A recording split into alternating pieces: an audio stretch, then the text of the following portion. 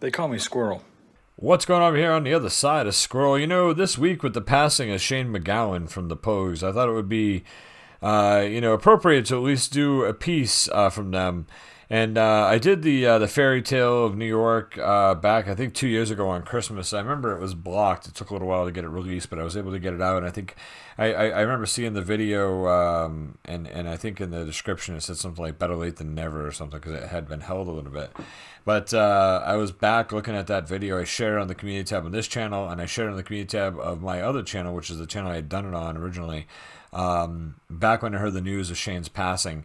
And I thought that, I was looking through the comments on there, and a lot of people had said in the comments that I should check out the Pogues with the Dubliners. And the Irish Rover seemed to be the thing that everyone was, a lot of people recommended. So I found a version of the Irish Rover. It's an older one, and this is the Dubliners and the Pogues. And a little nod to Shane MacGowan. Rest easy, my friend. Rest in peace. It's always sad to see any musician pass on from us. They do so well to entertain us. I saw a bit from someone recently, and I don't remember who it was. I apologize for that. But he was talking about how someone thought he was a bit screwy because he had said that he didn't write the songs for his fans. He never did, and he never would. And he always wrote the songs for himself. And he said that if you're a musician and you write the songs for yourself, and you love what you write, then your fans are going to love it anyways. If you try to write it for someone else, then it's always hard to nail it completely or something along that lines. I thought that was kind of interesting. So, but that's what music is, though. Music moves us, and it's a great it's a great thing. So always sad to lose someone who's able to make it big in this industry, because everybody has the dream to make it big. Or at least anybody who can sing. I don't have that dream because I can't sing. But the people who do, and it's always good to see people follow through with it. So, if you need to get hold of me in any way, you can check out all the links in the description below. My socials are down there. Cameo, Patreon, it's all there. Let's listen to the Irish Rover, Dubliners, Pogues. Let's do it. Here we go. Turn the volume up. Volume is up. It's time to go. 4 minutes. We'll watch. We'll observe. We'll definitely listen. We'll talk about it when it's over.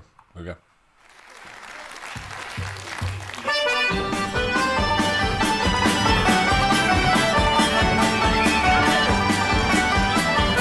On the 4th of July, 1806, we set sail from the sweet cove of Cork. We were sailing away with the cargo of bricks for the Grand City Hall in New York. 'Twas a wonderful craft, she was rigged fore and aft, and know how the wild wind over. She stood several blasts, she had 27 masts, and they called her the Irish Rover. 1 million bags of the best layer rights. We had 2 million barrels of corn. We had 3 million bales of our nanny goat's tails. We had 4 million barrels of stone. We had 5 million dogs, 6 million herds, 7 million barrels of ports. We had 8 million hides of our blind horses' hides, and all of the Irish Rover. There was old Mickey Cute, who played hard on his flute when the ladies lined up for a set. He would tootle with skill for each sparkling quadrille, till the dancers were fluted and met.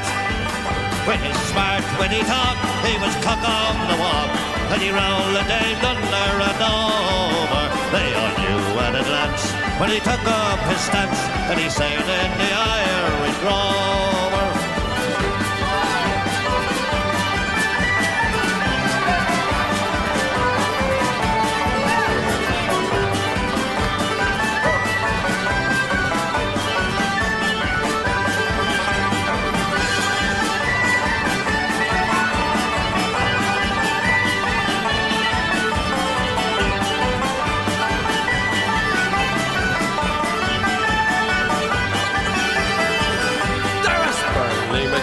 From the banks of the Lee, there was Hogan from County Tyrone.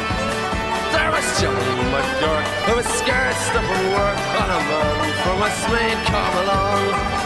There was Slugger O'Toole, who was drunk as a road, and fighting that shicey from Dover. I am man McMahon from the banks of the Bank, the skipper and the Irish Rover. For a sailor it's always a bother, and life life, it's so lonesome by night and by day.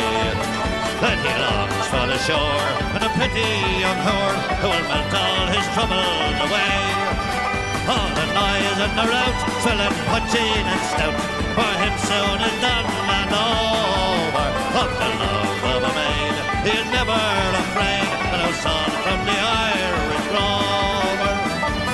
We have sailed 7 years when the Mazels broke out, and he ship lost this way and the fog. And the whale of a crew was just down the tune, we set and our captain's on dog. Then a ship struck a rock, oh Lord, what a shock. So it turned right over, 39 times around, then the poor old dog was drowned. Last of the Irish Rover. Nice.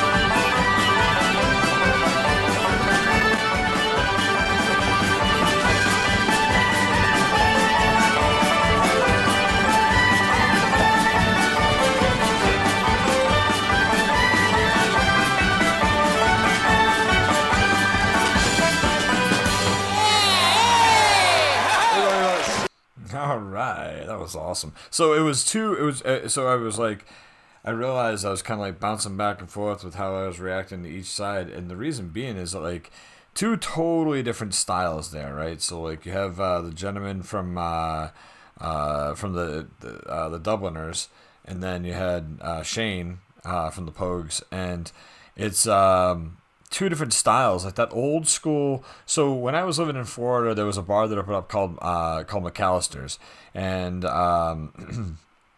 Sandy and I want to say Simon, but I'm not sure. And they were the McAllisters, and they opened up their own. It was an Irish Scottish pub. They were both Scottish, I believe, and they had some. It was great. That's right. That's where I got introduced to meat pies and Scotch eggs, and they had like 150 Scotches in the bar. And I had been a bartender for a long time and never indulged in Scotch. And I would sit with Simon every night. I'd go to his bar to have a pint of Guinness, and he would pick 3 Scotches off the bar. It didn't matter if they were $4 a shot Scotches or $100 a shot Scotches, and he would put just a tiny little bit in the bottom of a dram, and we would sit and we would talk, and he would explain it to me, and he showed me how to taste Scotch and how to enjoy it. And a lot of times he had this band that came in. They played like Scottish and Irish like pub music, kind of like what this is right here, and they were called the Windbreakers, and they were awesome. They played Whiskey in the Jug and Go Ask Alice, and there was so many of these great songs. And I actually have a CD around here somewhere from the Windbreakers that I bought one night at one of the shows because I love the music. And so anyways, thanks for listening to my long story, but this kind of throws me back to that, like it really does. It brings me back to the days of listening to the Windbreakers, and those are some great times. Sitting around, just got off work, eating a couple Scotch eggs and having a pint of Guinness, and listening to some great music. So this really brings me back to that, to a great time in my life. I love this style of music. Anyone who's paid attention to anything I ever say about like certain instruments that I love, drums I love, things like that. Banjos are big for me. There's a lot of banjos in the song, but it was cool. It was really cool. Really different contrasting styles, but at the end it was really cool because when they both sang together at the end, it was two totally crazy difference. And then at the end when they sang at the same time and they came together, it really sounded awesome. It was really so cool because the way those styles laid over each other, and the way the different tones and the voices, all of that, it just meshed really well. So really nice song. It was really cool. Glad I got to check that one out. For everyone who recommended this in the comment section 2 years ago, thank you so much. I appreciate each and every one of you. And each and every one of you who came to watch us today, thank you so much for being here. It's a pleasure to have you. You guys take care of yourselves and be good, all right? Squirrel out.